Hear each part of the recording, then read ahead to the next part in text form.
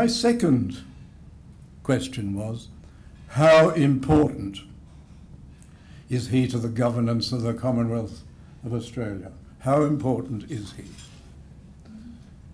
My father was once approached by a friend who said to him, "Can you advise me of a lawyer who has only one arm?" My father said, "Why on earth would you want a one-armed lawyer?" He said, "Well, whenever I go to see my lawyer and ask him something, he says, on the one hand this, and on the other hand that."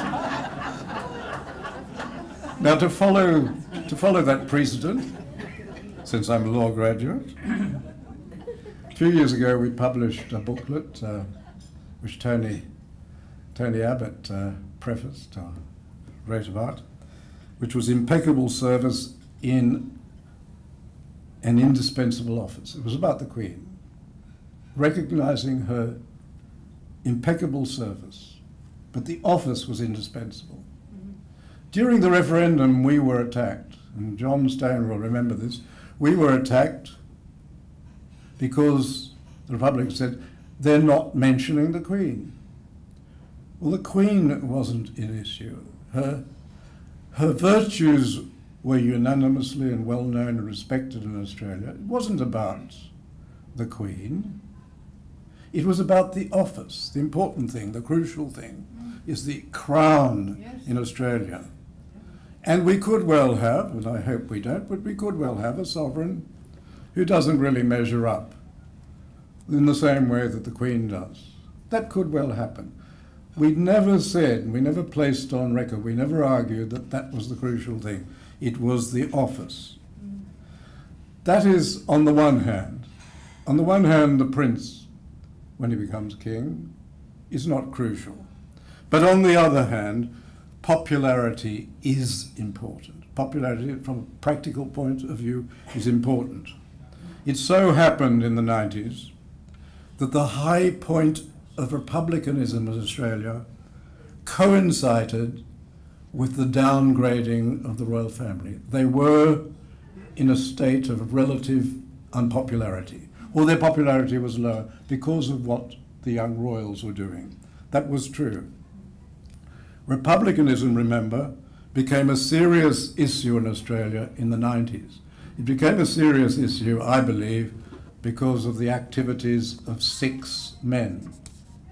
No women, 6 men.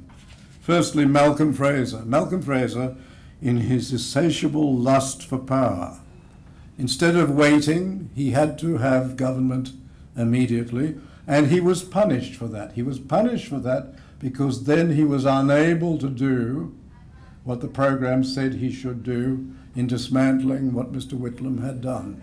He couldn't do that because he did not wish again to divide the country.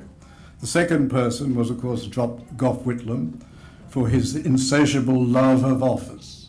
He would not give up office when he knew that he could not govern, he could not obtain supply, and he should have resigned or advised an election, and he would not do that. The third man is Sir John Kerr. Sir John Kerr, for doing his duty. He did his duty, and he protected the Queen.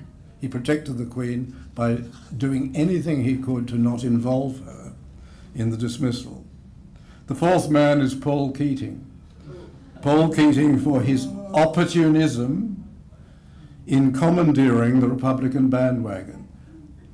Never once before this arose did he ever suggest in any serious way that Australia should become a republic.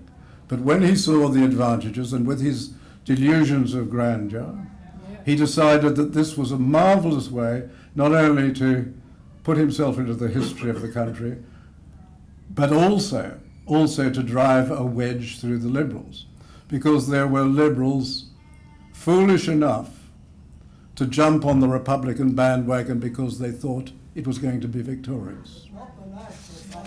But not the National Party. Thank you. The fifth man was John Howard.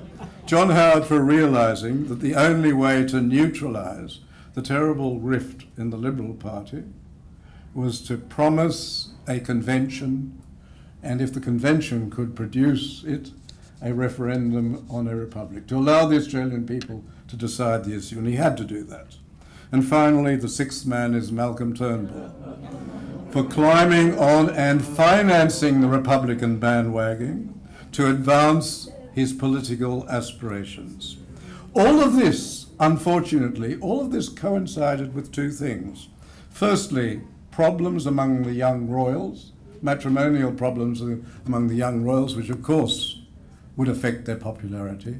And secondly, a number of events which were appropriate for change. That is, you could argue for change at the centenary of Federation, the new millennium, the new century, even the Olympic Games. All of that came together, but Australians, fortunately, are, as Mr. Justice McGarvey, the former governor of Victoria, said, a wise constitutional people. Notwithstanding all of that coming together in 1999, in the landslide vote, in which you gave so much support, the people of Australia said no.